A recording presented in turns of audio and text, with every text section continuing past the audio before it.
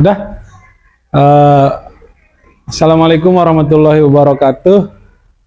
Saya ini diminta sebenarnya udah ngelis mau bikin konten tentang gimana caranya supaya kita ini berani untuk melangkah ke pernikahan gitu ya. Menikah lah pokoknya, intinya menikah gitu. Nah kan ya tapi harus sesuai ini nih. Jangan masih kecil mau nikah, jangan.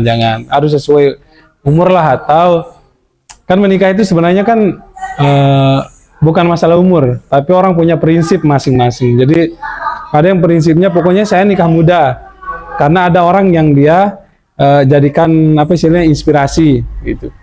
Ada orang yang nikahnya dia bilang pokoknya saya harus matang dulu, kemudian harus mapan dulu, dan itu terwujud baru dia nikah. Entah dia umur 30-an atau lebih dari 30. Jadi menikah itu kan kadang-kadang terkait prinsip juga gitu, bukan hanya kemudian umur yang menuntut harus menikah, tapi prinsip. Jadi kalau Anda punya prinsip kemudian ditanya kapan nikah, kita nggak terganggu. Tapi kalau nggak punya prinsip, terganggu kita. Sampai ada berita yang ketika ditanya nikah besoknya mati orang yang nanya gitu. Nah hati-hati nih yang nonton channel ini, channelnya Hirwadi Izati ini, hati-hati nanya orang yang belum nikah. Karena bisa jadi besok itu tinggal namamu yang ada gitu. Orang pokoknya udah muncak dah.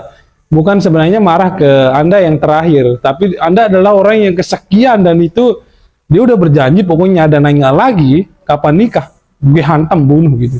Hati-hati nih yang sering nanya orang kapan nikah gitu ya.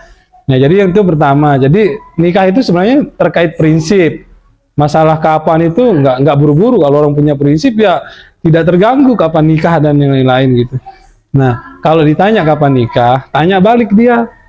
Nah, ente sumbang apa kira-kira gitu, dan saya rekam. Jangan sekedar ditanya kemudian dijawab, enggak. Tapi rekam dia. Kenapa kita rekam? Jadi bukti nanti kalau dia udah janji. Kalau dia janji sumbang 1 sapi, ya udah rekam aja. Bisa juga mungkin tanda tangan di atas materi ya. Sebagai kalau dia nggak tepati janji ya bisa dituntut gitu. Nah, ini model-model yang nggak usah dicatat lah. Terus yang kedua, saya kan ya alhamdulillah baru berapa tahun ini nikah, udah punya anak. Waktu saya mau nikah itu saya bingung juga dengan siapa sebenarnya. Ya awalnya sih kenal banyak gitu. Saya nggak pacaran. Kan tugas kita adalah berbuat baik, menanam kebaikan kepada siapapun. Nah, perkara respon itu adalah ya urusan orang yang bersinggungan dengan kita ketika berbuat baik.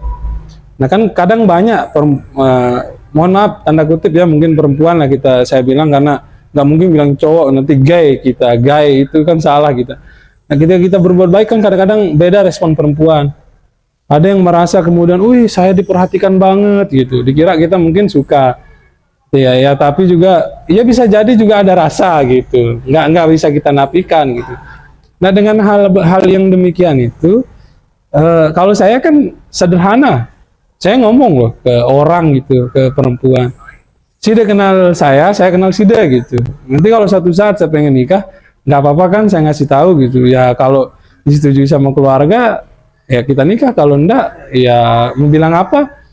Atau ada yang lebih dulu kemudian dia lapor, Kak saya mau nikah nih. Oh ya nggak apa-apa, bagus itu gitu, karena kita punya prinsip juga, bukan nggak bisa harus buru-buru gitu. Nah dalam perjalanan itu saya browsing karena udah kayaknya harus nikah nih gitu, harus nikah.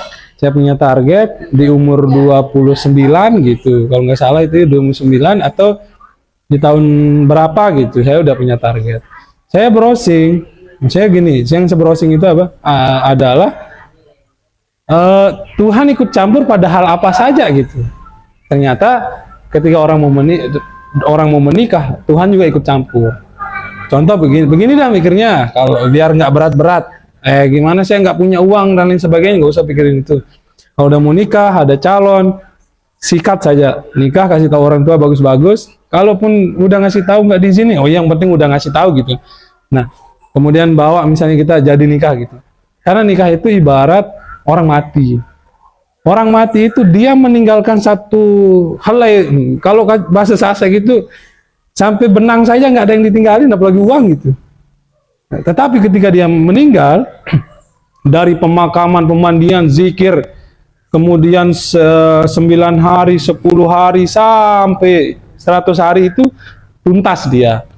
Nah, begitu juga dengan nikah ada dan tidak ada kan tinggal kita sesuaikan.